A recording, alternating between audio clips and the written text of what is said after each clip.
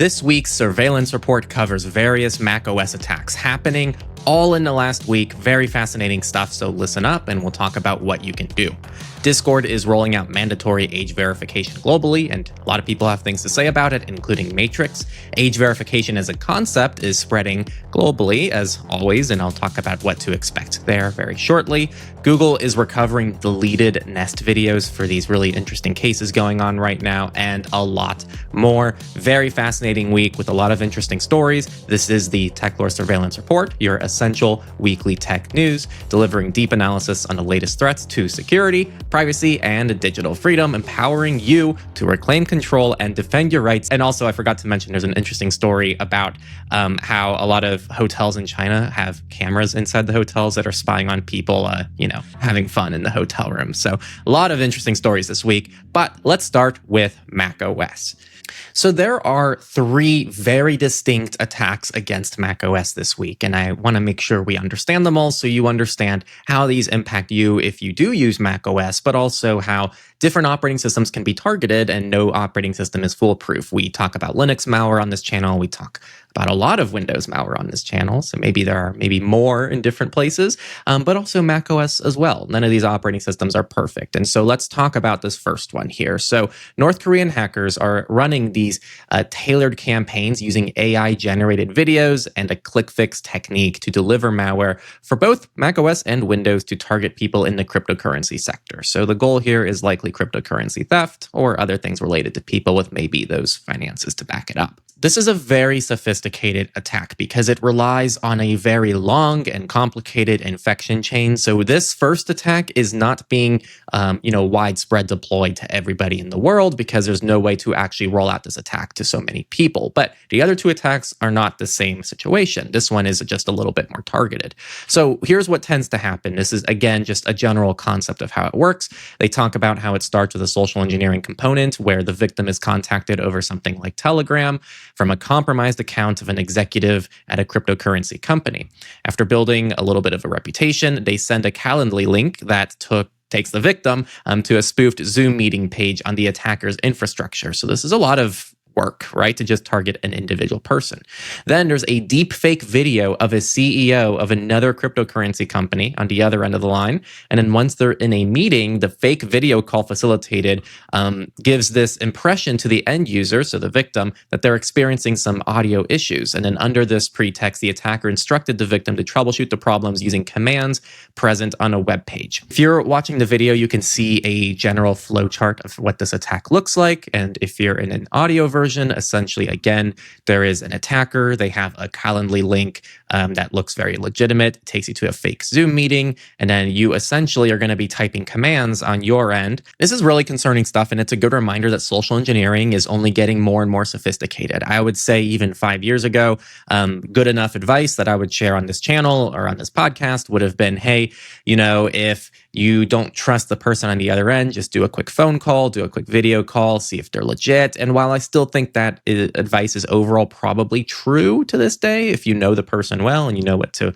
recognize if something is weird or not, I still think there are probably safer ways to verify these kinds of things. And I will say, the best thing you can do right now, especially if you're someone of interest or you just want to be a little bit safer with your friends, with your family, establish safe words, right? Not necessarily in the bedroom with them, though maybe you can do that as well. These safe words are more to establish a, backup phrase or something that only you two established in advance so that you can verify you are who you say you are. So let's say you establish the word oranges. If someone calls you and, they seem a little bit suspicious, maybe it's a family member and it's like, hey, what's their safe word? Just want to double check. And if they can't give you the safe word, then it's not real. So that is something I do recommend everybody implements in their life, especially if you think there's people around you or you yourself could be potentially targeted. Now, it doesn't stop here because these attacks are going to expand to also just more regular people too. So there is an info stealer out there called AMOS, which is more than a standalone malware. This is part of a mature cybercrime economy built around harvesting, trading, and operationalizing,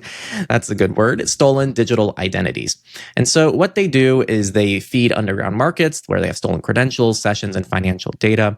And so what they are essentially doing, there is this recent campaign here which was actually from research from Koi, which has been doing a ton of research recently that we've been featuring on this podcast. So they've been killing it out there. But they find weaknesses and exploit every segment of technology users to steal their credentials. This latest attack actually utilizes the supply chain of OpenClaw and the ClawHub ecosystem, which is this really new, very popular personal AI assistant that many of you might have heard about. My loose understanding of this is that OpenClaw / the ClawHub ecosystem allow you to have an AI model do more things on your device locally, so you can actually directly influence things on your operating system. But that clearly has very massive privacy and security implications. And there is some layer of a skill marketplace. And it's in that marketplace where you install some, third-party extensions or third-party software where this can potentially happen. And this AMOS malware is used to steal personal information, credentials, and sensitive data. And these look legitimate. They're cryptocurrency tools,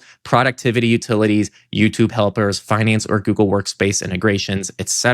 Now, what's interesting is that this isn't a new piece of malware. So Bleeping Computer talks about how this was found in May of 2023 on a Telegram channel, and this was used to export passwords from the Mac keychain. It grabbed files, system information, and the cost was $1,000 a month for people to access this malware, which they can use to target whoever they want. This was also something that was utilized to target macOS users through fake applications distributed through a fraudulent GitHub repo targeting specifically LastPass users.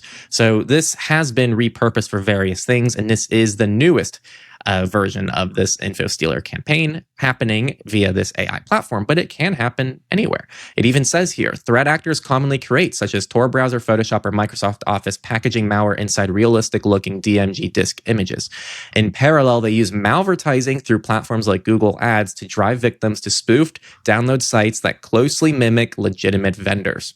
What Beeping Computer does a really good job of in this article is they don't just talk about how this is one, malware attack that's impacting people.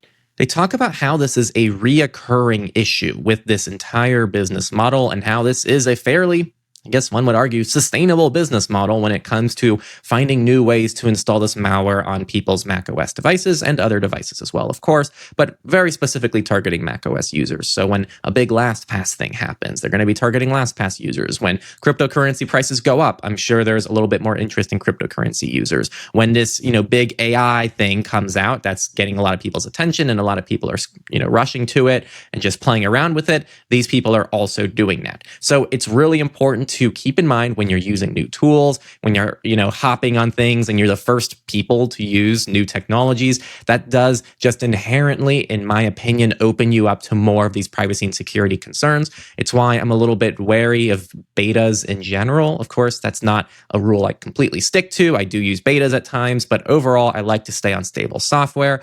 I like to use technology that isn't like, the latest and greatest at the moment. I like to wait to see what the trade-offs are, what the drawbacks are. And I think that is part of, having a little bit better intentionality with the technology you choose to use in your life.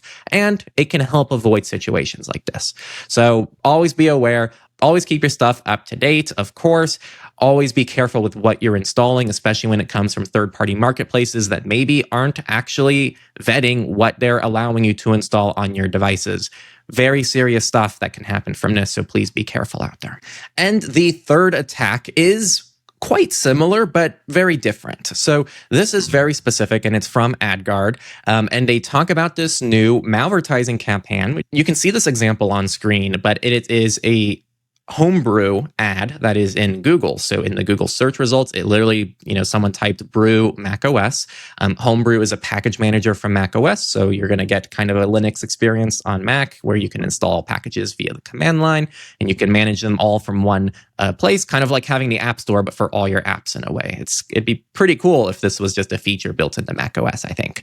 Anyway, this though has a sponsored result with something that is called Claude.ai, which is bizarre. It's a weird domain, but the title is Install Homebrew Setup.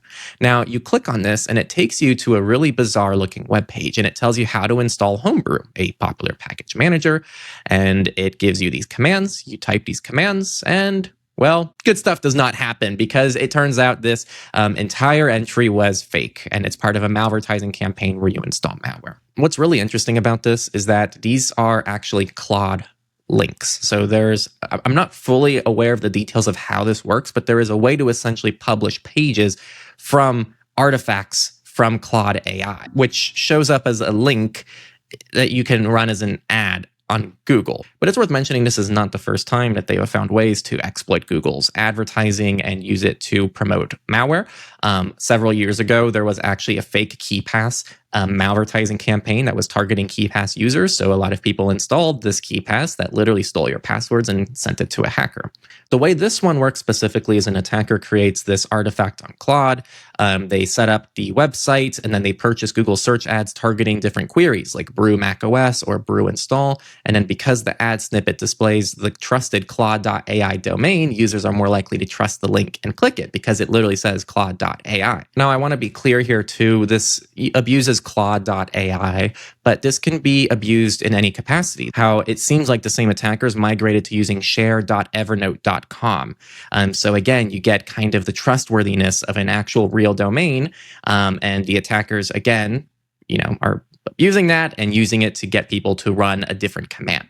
I would make the argument, this is a huge reason to use ad blockers. This is not the first time they've pushed malicious things via ads to try to get people to click different things that get them to install naughty things in their system, malicious things, whatever, right? So please, please, please use an ad blocker. It's not just about removing annoying things on the internet. It's not just the privacy benefits. It's not just the data savings. It's not just the battery savings. It's also basic security. And that is why the FBI officially recommends people install an ad blocker to prevent literally issues exactly like this. To summarize all three of these stories, the first one, please be aware of social engineering campaigns and how sophisticated they're becoming. There are fake videos out there, fake audios out there. It is not that hard to impersonate people nowadays, and so you have to be extra careful when it comes to this kind of situation, and always try to double verify someone is who they say they are. The next one is about installing third-party things that maybe aren't the best thing from this InfoStealer thing that's targeting the new AI tools that everybody's using and hopping on without even thinking about the implications of their own safety. The third thing is, as always, a tale as old as time, malicious advertising. Be careful with it. Use an ad blocker. Be careful with the links you're clicking. If you're a macOS user, as always, keep things up to date. Apple just pushed out some emergency security updates that we'll talk about later in the podcast. But all this advice I shared applies to every operating system, and these things can be used to target anybody. It's just this time they chose to target Brew users, but they could have targeted DNF users. They could have targeted apt users. They could have targeted Snap users. They could have targeted Flatpak users. They could have targeted Chocolatey users on Windows. So all this stuff can impact literally anybody. It's just a matter of who is the most interesting target at this point in time. And if it's ever you need to be ready for it. And I think you always need to be ready for this stuff because you never know when you're going to be an interesting target. So keep this on your radar. And now let's get into the next story, which is Discord age verification, followed by other age verification, deleted Nest videos.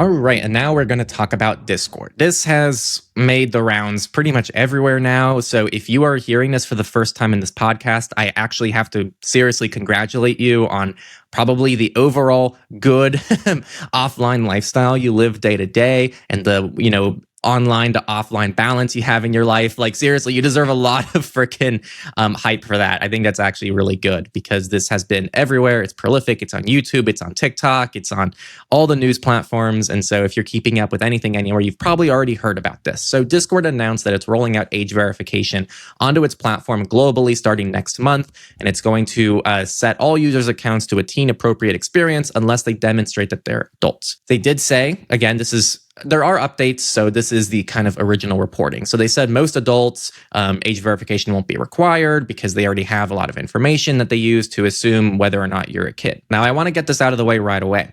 In October, one of Discord's former third-party vendors suffered a data breach that exposed users' age verification data, including images of government ID. So Discord has already implemented some layer of age verification. I believe this was in the UK, if I remember correctly, because of similar laws and this exact technology. And they suffered a data breach, which led to, ironically, less safety for those users because now their government IDs are potentially all over the internet. And now they have to deal with potentially permanent repercussions as a result. So, and unfortunately, this new system they have might still require a government ID, but they can also use AI to analyze a user's video selfie. And we'll talk about this because it might not work as well as they say.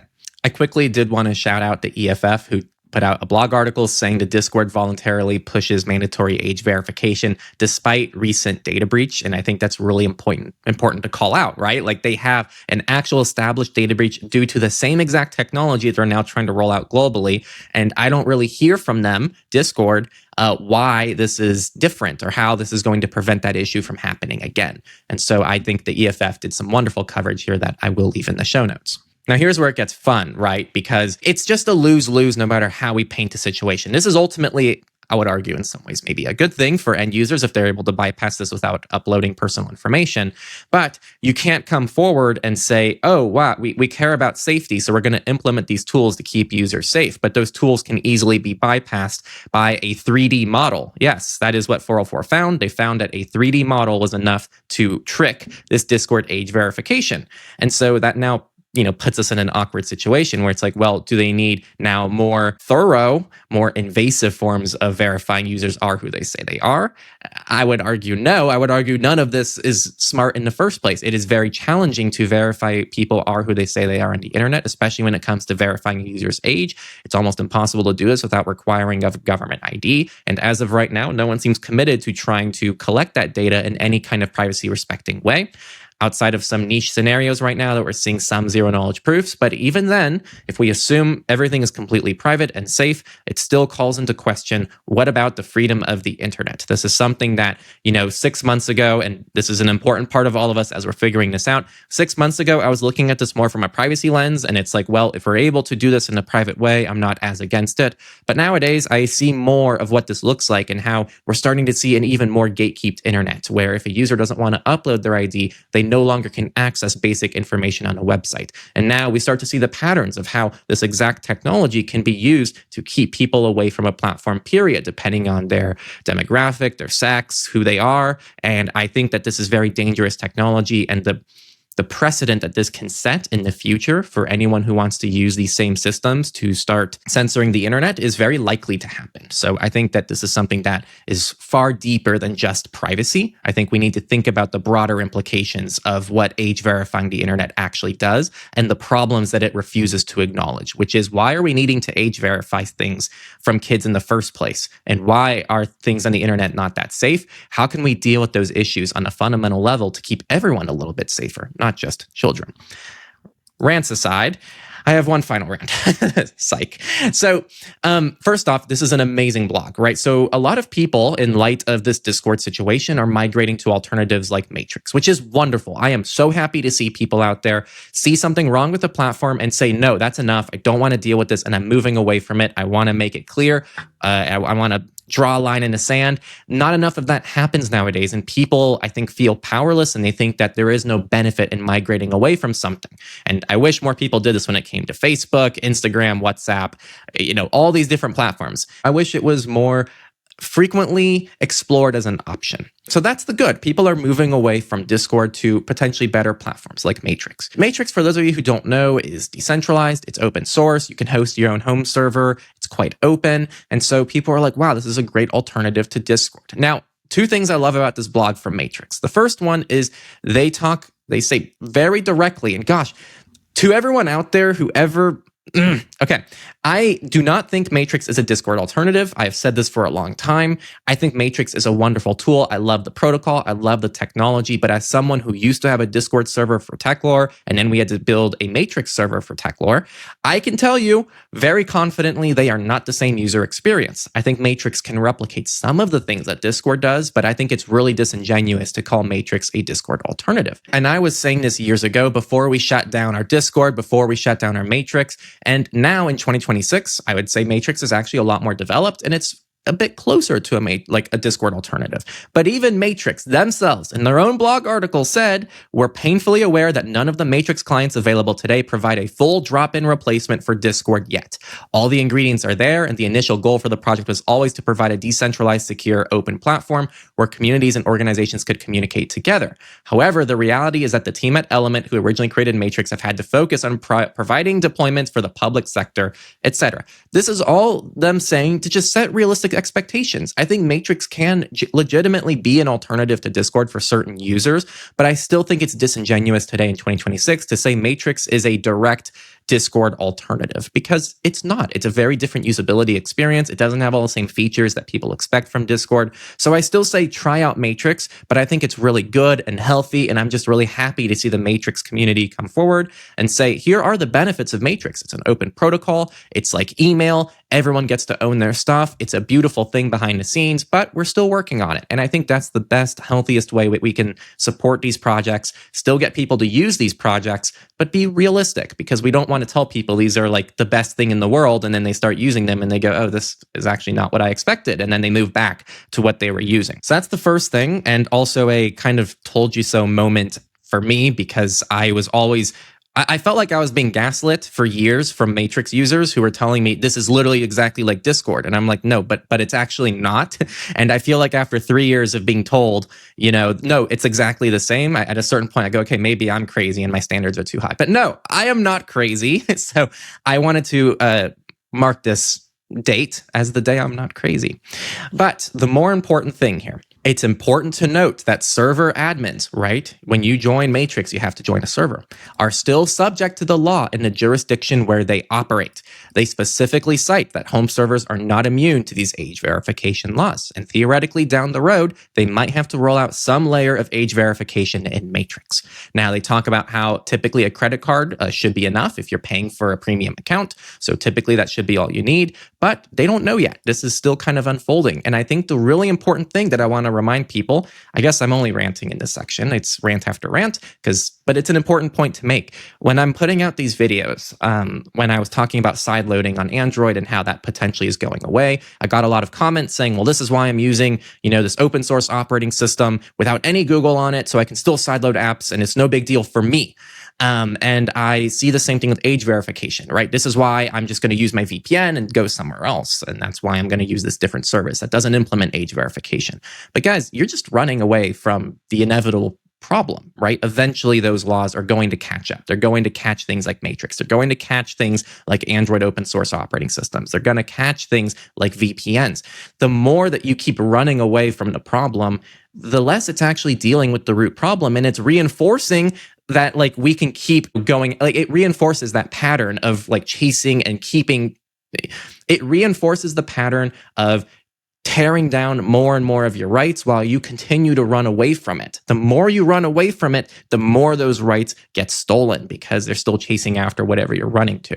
So at some point you have to stop, you have to turn around, and you have to face the beast directly. And I'm not going to tell someone not to migrate to matrix.org and just submit to Discord age verification and all these things. That's not my point I'm trying to make. My point is you can migrate to Matrix, start using Matrix, and turn around and still battle that fight that happened when you left. I think this individualistic view of things going on right now on the internet is extremely dangerous. And I think that we need to be looking at this more collectively and as a community, and we need to find ways to actually target these things at its core. And that's why lately I've been talking a lot about these age verification laws, what we can do to contact our politicians, what we can do to do something about it, what we can do to try to avoid a situation where you have to keep running away from things the rest of your life. I don't think that's a long-term sustainable option for us. So just a final little thing I want to mention there before I move on to other age verification laws around the world.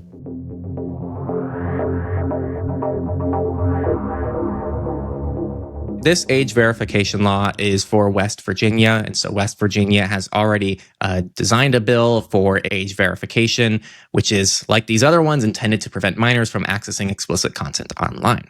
This does also kind of allow and even maybe incentivize third parties to do this technology. And so, yeah, as always, it seems like these politicians just don't care about the safety of the tools they're trying to force onto people. It's quite unfortunate. So I'll keep an eye on this West Virginia story as things develop. Not the only U.S. state, there's also Alabama, and their Senate has passed a bill requiring app stores to verify ages of their users. So we've seen this approach as well in different places. This is quite similar to the Texas one. Pretty much, you're going to have to, as an app store, you have to verify the user's ages. And if they're under a minor, you have to be affiliated now with a parent account. So parents also have to be on that same app store and have an account to authorize the child to use. It doesn't make any sense. I don't think people thought this through. But don't worry, Alabama thought about security and privacy because they are requiring that you have to transmit the data with industry standard encryption protocols.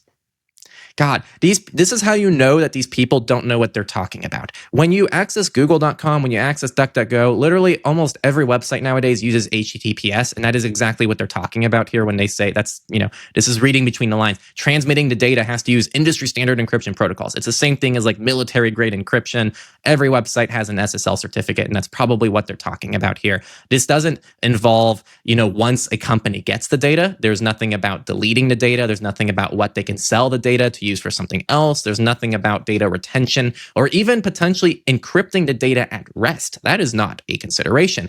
This is because these politicians don't understand these technologies and are thinking about this kind of stuff. So this is critically obnoxious to read. Now, this isn't explicitly age verification, but it's kind of somewhat part of the same discussion. And there is just a little bit of good news I do have to share from Patrick Breyer on Mastodon. The Greens and the Pirates and the left have filed amendments to end Chat Control 1.0. So I've been talking about Chat Control 1.0 in the EU and how there is this ongoing debate on whether or not to extend it. And so there are at least enough people who are fighting back against it to see some positive progress. And of course, next week, I'll be sure to cover any updates, which I'm sure there will be.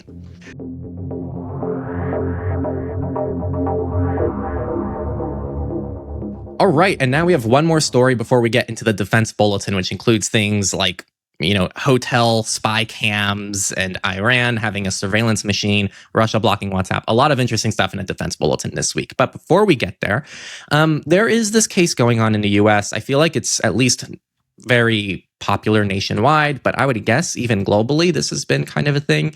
But essentially, there was a mother of a journalist, a news reporter. I'm not super familiar with like pop culture, so this is my best understanding of it. But it's a mother, a grandmother. It's someone very elderly, and they were living at home alone. Their name is Guthrie, and they were kidnapped, essentially. And they spent a week with really no information about what happened, and they ended up finally recovering a video from the Nest camera. This is Google's Nest camera. Now, beforehand, the formal story that was told is that somehow the Nest camera is disconnected and there was no evidence of what happened at the front door because the camera was disconnected somehow. But, well, Google found a way. So a bit of context on how Google works here. So for $10 a month, you get 30 days of stored events, $20 gets you 60 days, and 10 days for the full video. If you don't pay anything, Google only saves 3 hours of event history. After that, the videos are deleted. But there is a limited local storage that can cache those clips for a few hours in case connectivity drops out, in which case I'd assume it would then upload it once it restores connectivity. But that's an assumption I'm making. I'm just assuming that's why it does that. But there is no option for true local storage. So this is already something we're going to talk about down the road. Now, the camera was destroyed by the perpetrators. So this kidnapper, and there's actually a video now that, has gone viral. A lot of people have seen this video. It's a person completely masked, and they are, clearly there for nothing good. And this was a situation where Google and their approaches to data were helpful. And I am not here to tell you that what Google does with your data, what Apple does with your data, what Facebook does with your data can't sometimes come with benefits. That is not at all the point I ever try to make on this channel, because it's not true. You get access to convenience, you get maybe some social benefits. Like, there are legitimate benefits that you can get from opting into these systems. However, there are countless downsides that are never discussed, and all we ever hear about as, typical users of the internet is all the good that comes from using these big tech companies. And my goal is for people to think critically about this stuff. So in this exact situation, they were actually able to somehow access the, quote, back-end system data of Google, even though this data is supposed to be deleted. So I think this is just a good reminder, and Ars puts it really nicely. It's not your cloud. We have previously asked Google to explain how it uses Nest to train AI models, and the company claims it does not incorporate user videos into training data, but the way you interact with the service and with your videos is fair game. Quote, we may use your inputs, including prompts and feedback, usage, and outputs from interactions with AI features to further research, tune, and train Google's generative models, machine learning technologies, and related products and services. If we take Google at its word, it has no incentive to keep, quote, deleted user videos around. If no one is paying for the storage, keeping it only costs the company money. But the camera is going to Google's servers, and it's probably recoverable long past the deletion timeline stipulated in the company's policy. If this concerns you, there are still traditional DVR security cameras which record footage to dedicated local storage. Many NAS boxes also have support for storing and managing video from select security cameras. If you're sending video to the cloud, you can't expect it to be totally gone, even if you no longer have access to it.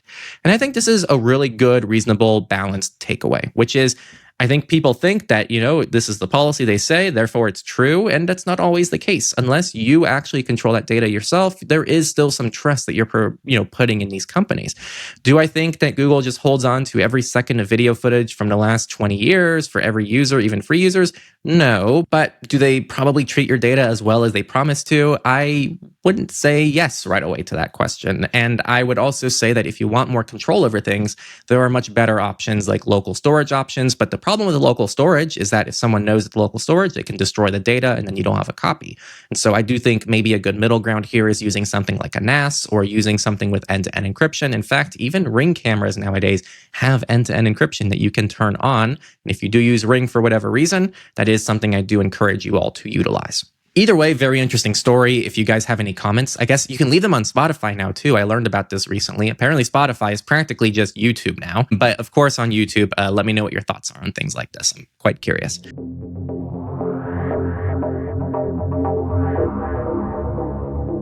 Okay, so we are going to start a defense bulletin with definitely some juicy stories, and the first one is quite tragic. So the headline of this is called "We Had Sex in a Chinese Hotel, Then Found We Had Been Broadcast to Thousands." And it's probably exactly what you might expect. So there is this very common thing in tons of hotels in China, apparently, where they hide these hidden cameras inside of the hotel and kind of just leave them running. And there's a whole little economy around this where people can tune into the live stream. They actually have like archives that you can download. You can read a lot more in the show notes for this article. It's quite fascinating. But it covers like kind of, the central story of this individual and how they found it and how they kind of followed it over time and how now they have to like wear a hat in public. But yeah, it's pretty spooky stuff because this doesn't just record, intimate moments. It also records sensitive conversations and a lot of things that probably shouldn't be just broadcast to the public. So this is quite concerning. And sadly, there's very little recourse that I've seen in this article, which is quite unfortunate. So, they even mentioned how there's a hidden camera detector widely sold online as a must-have for hotel guests, which gave no warning they were being spied on. So it didn't work for this. And you might see here, if you're watching the video, now I'll describe it if you... It's the room that we have been monitoring. Pretty much, this is the couple who's watching themselves in there.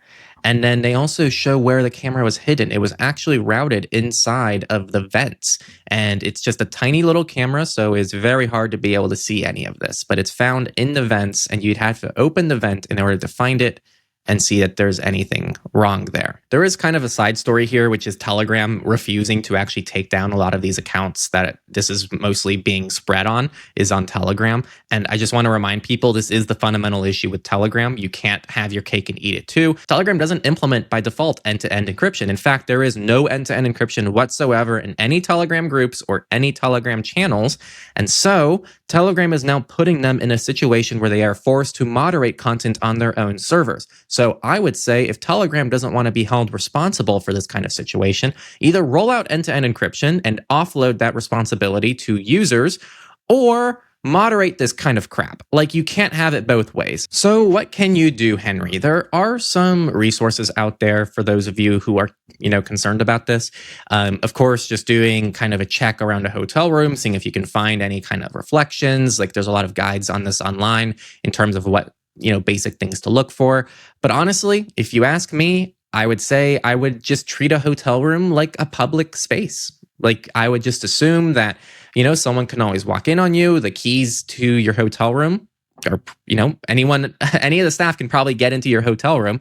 And so just overall, I would treat it as not a private space. I would say, like, don't leave anything sensitive behind in a hotel room. Don't discuss anything super sensitive in a hotel room. Like, get outside if you want to really have a private conversation.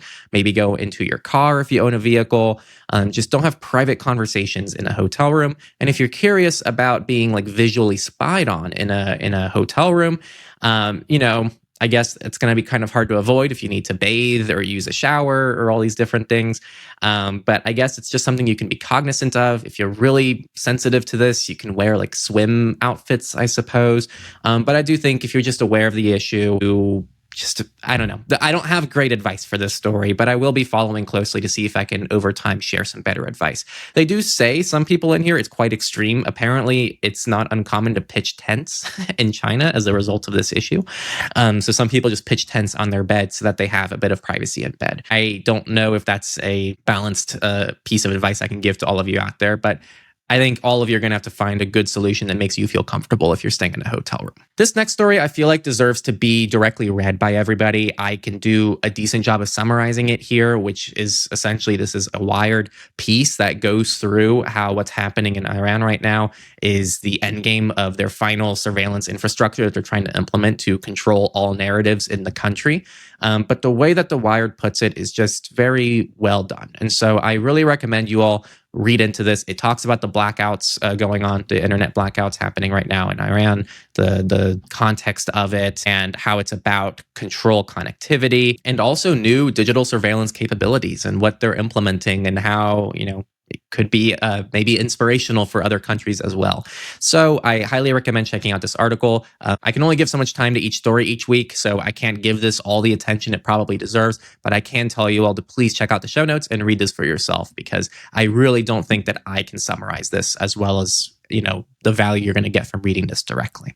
On a similar note, this is more of just a PSA that Russia has formally now blocked WhatsApp completely. They are now recommending their messenger MACOS, which is Russia controlled. I will just overall say right now, I don't think WhatsApp is the most trusted messenger in the world, but I do think that it's probably more trusted than MACOS. So if you're able to avoid MACOS in Russia, I do think that's probably going to be a good thing for your privacy and your security.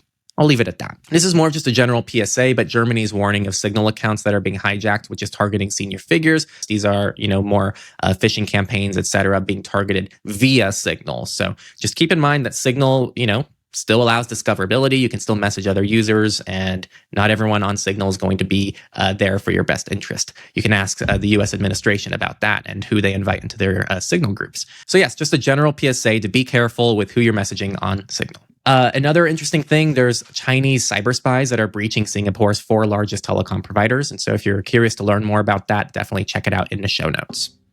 There's a new commercial mobile spyware platform that's dubbed Zero Day Rat, and it's being advertised to cybercriminals on Telegram as a tool that provides full remote control over compromised Android and iOS devices. This is real-time surveillance and financial theft, and this is, from the company iVerify. They're pretty legit. The formal advice from iVerify to deal with this problem is to be careful where you're installing your software from, use trusted official app stores, and only get apps from reputable publishers, and high-risk users should consider enabling lockdown mode on iOS and advanced protection on Android.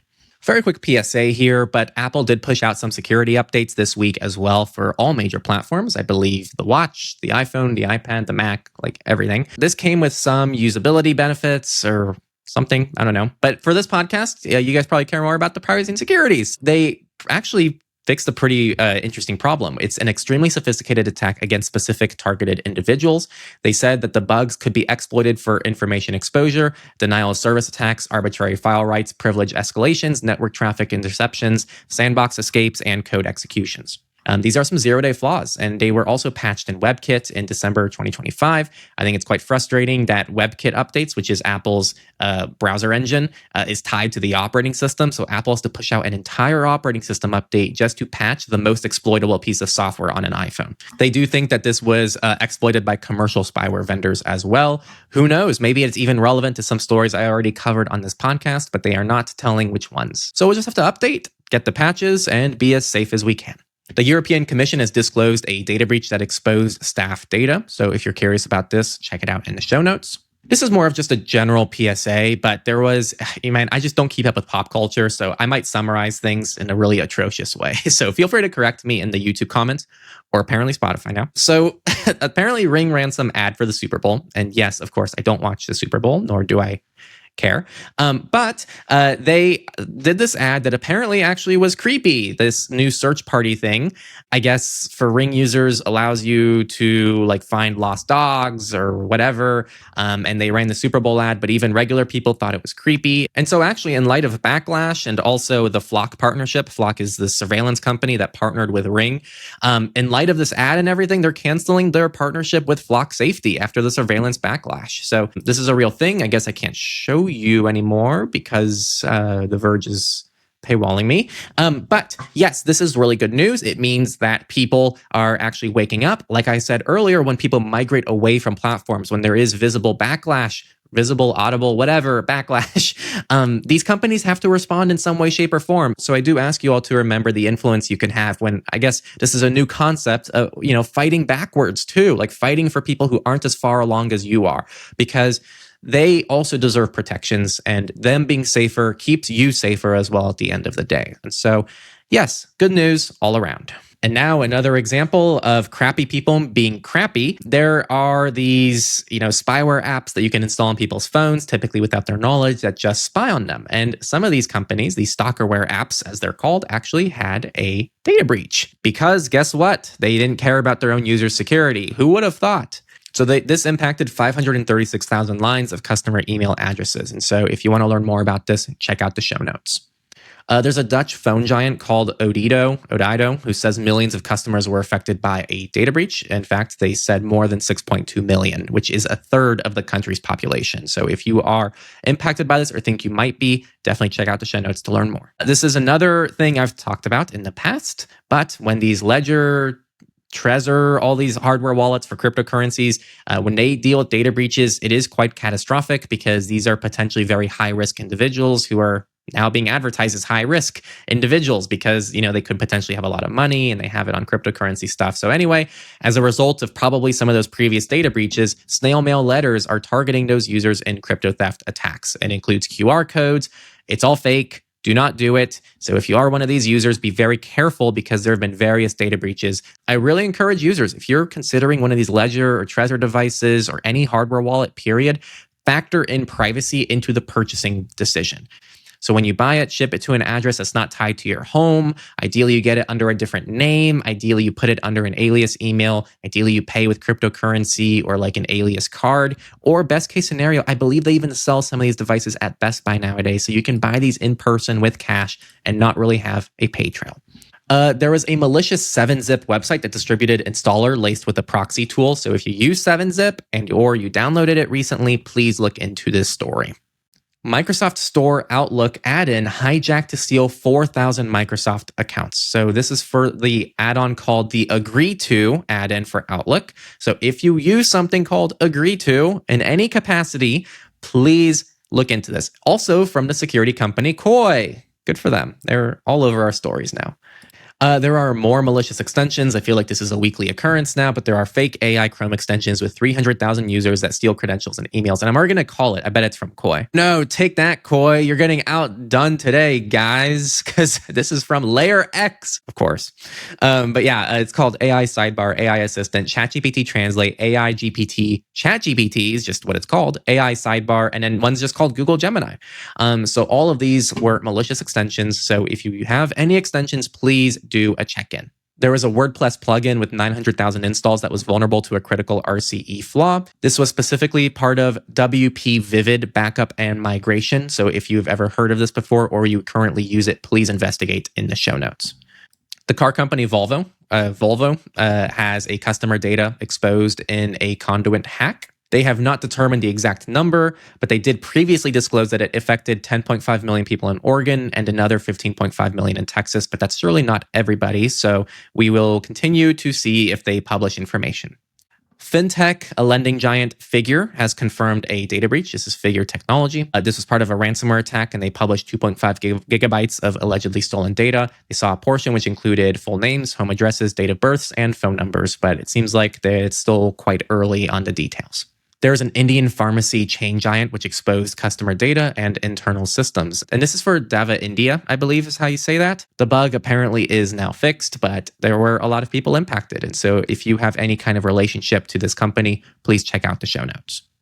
Here's another juicy one. So sex toy maker Tenga said that hackers stole customer information. TENGA is the name of the company. This potentially allowed the hacker to see and steal customer names, email addresses, and historical email correspondence. They got access to some internal systems. So they have recommended changing your passwords, even though the passwords weren't compromised, and to just be vigilant. So if you use any products from this company, then check out the show notes.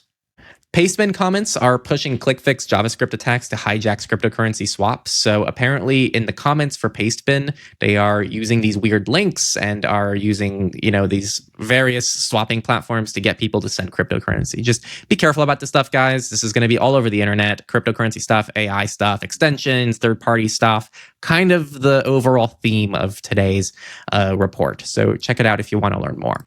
Okay, now we just have the service updates of the week, and we actually don't have very many, so we're just about done here. We're going to start with the Signal Messenger. This is a very minor update. They posted it on their Mastodon, but apparently video and voice calls are now supported for up to 75 participants. I'm not quite sure what the original number was, but there you go. Apparently that is an update from them. This is a pretty interesting new tool. So if you are like a public figure or you're just somebody who wants to be careful about Google results that pop up about you, Google has released extra features to make this a bit easier to control. This is called Results About You, and now it can gain the ability to find and remove pages that include ID numbers like your passport, driver's license, and social security number. You can access the option to add these to Google's ongoing scans from the settings in Results About You. I believe the URL for that, if you're curious, is goo.gle/results about you. And of course, that is in the Ars Technica article in the show notes if you want to click it directly. This is going to sanitize search results that could potentially jeopardize you. So if you are concerned about this, then consider doing that. Bitwarden has built something called Cupid Vault, which is for secure password sharing. So this allows you to safely share passwords with trusted email addresses. So if you're a Bitwarden user, that's a pretty cool little feature.